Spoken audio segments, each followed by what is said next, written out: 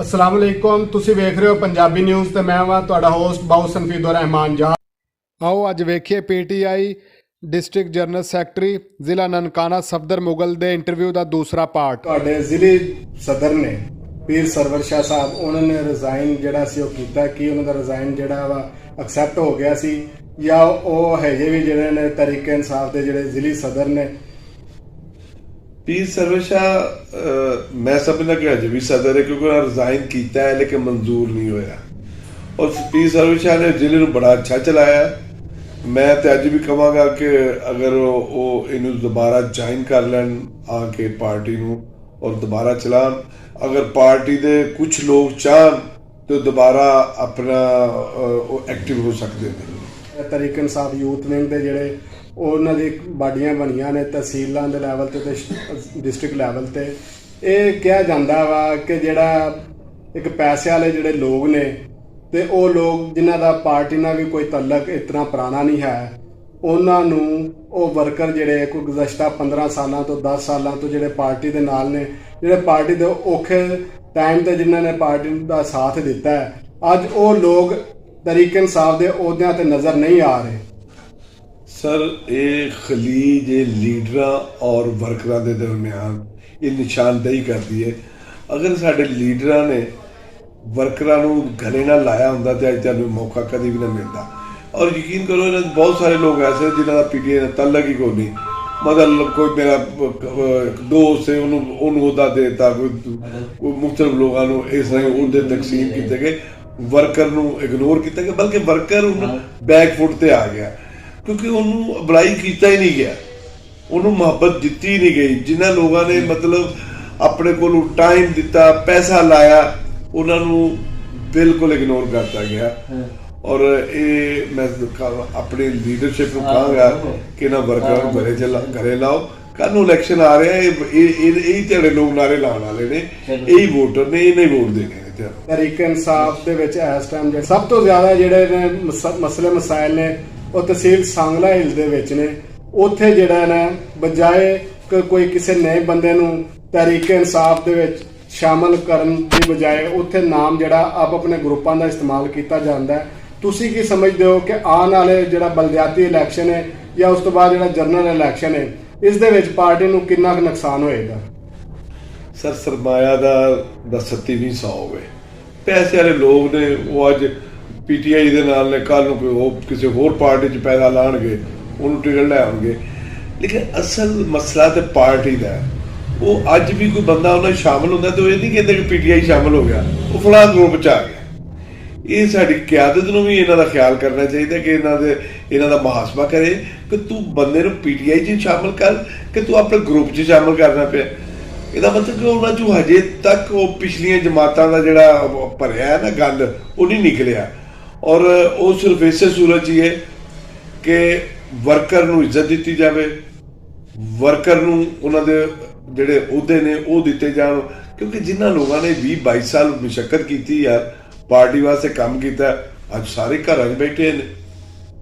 तो सफदर साहब जिहड़ा NA 117 के टिकट होल्डर चौधरी बिलाल अहमद विरक साहब ने वो गुज़श्ता 3.5 साल तो इतने एक्टिव नहीं होए तो अजकल जिहड़ा हल्के ਦੇ ਮੁxtਲਿਫ ਤਹਿਸੀਲਾਂ ਦੇ ਵਿੱਚੋਂ ਲੋਕ ਜਾ ਕੇ ਗਵਰਨਰ ਪੰਜਾਬ ਚੌਧਰੀ ਮੁਹੰਮਦ ਸਰਵਰ ਸਾਹਿਬ ਨਾਲ ਮੁਲਾਕਾਤ ਕਰਦੇ ਨੇ ਤੇ ਉਹਨਾਂ ਨੂੰ ਜਾ ਕੇ ਕਨਵਿੰਸ ਕੀਤਾ ਜਾ ਰਿਹਾ ਕਿ ਤੁਸੀਂ NA 117 ਦੇ ਵਿੱਚ ਆਓ, ਆ ਕੇ ਇੱਥੋਂ ਇਲੈਕਸ਼ਨ ਲੜੋ। ਤੁਹਾਡੇ ਕੋਲ ਇੱਕ ਤਾਰੀਖ ਹੈ, ਇੱਕ ਵਾਰੀ ਮੀਆਂ ਨਵਾਜ਼ ਸ਼ਰੀਫ ਨੇ ਨਾ ਇਸੇ ਹਲਕਾ 131 ਤੋਂ ਇਲੈਕਸ਼ਨ ਲੜਿਆ ਸੀ ਤੇ ਇੱਕ ਬਹੁਤ ਹੀ ਆਮ ਆਦਮੀ ਮਤਲਬ ਲਤੀਫ ਸ਼ਾਹ ਪੀਪਲਜ਼ ਪਾਰਟੀ ਦੇ ਸਾਨੂੰ ਅੱਜ ਤੱਕ ਹੁਣ ਉਹਨਾਂ ਦਾ ਨਾਮ ਵੀ ਨਹੀਂ ਹੈਗਾ ਪਾਰਟੀ 'ਚ या किसी हवाले ना सियासी हवाले ना, उन्हें पूरी तरह नवाज शरीफ हो रहा पैराशूटर जेड़ा भी आना ना वो कोई भी किसी भी पार्टी का आ जाए वह हाल ही होना है।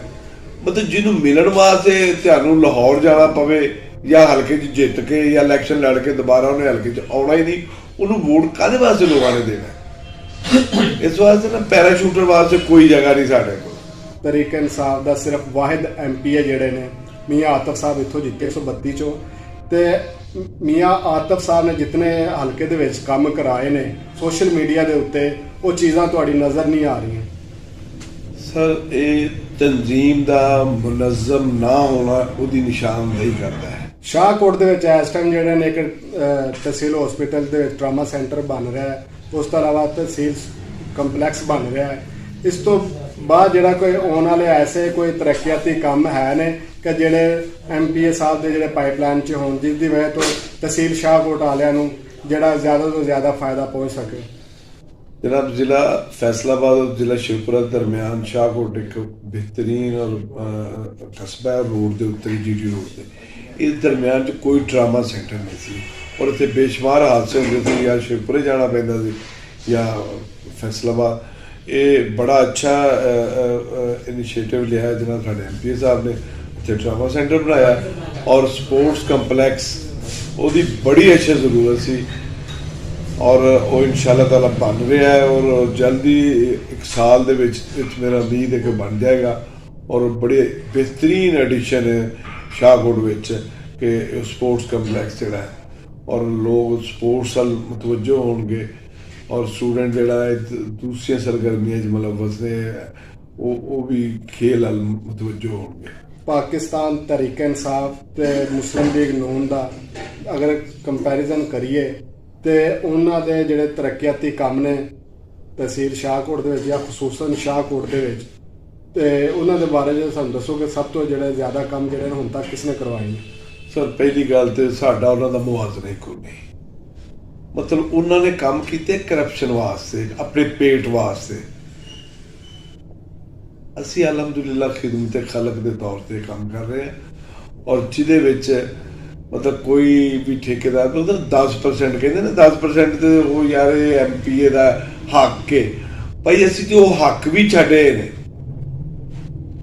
असी जेड़ा काम करवाया असी उहदे ते कोई किसी भी ठेकेदार को कमीशन नहीं लिया, किसी हवाले ना कोई पैसा नहीं। असी तो लोगों को बल्कि कमेटी बनाई दी है कि यार तुसीं ये काम दी देखो, अगर ये तुहाडे म्यार दे मुताबिक काम नहीं करते इन्हां नूं रुकवा दिओ।